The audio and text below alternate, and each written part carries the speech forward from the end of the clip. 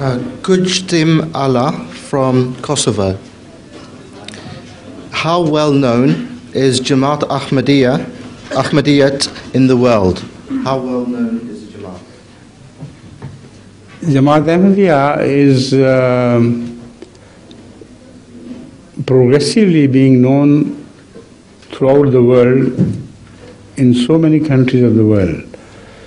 Progressively in the sense that the news I received yesterday is different from the news I received today, because everywhere Ahmadiyya is progressing by leaps and bounds.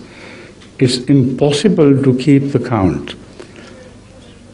According to the latest figures, Ahmadiyya has already spread in 190 countries of the world, and is still spreading on and on.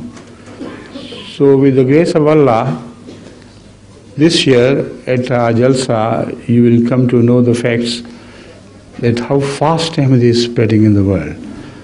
It's too early for me to disclose it, but I assure you that you will be amazed to learn that the progress made by other religions in 100 years has been made by Ahmadiyya in 1 year alone.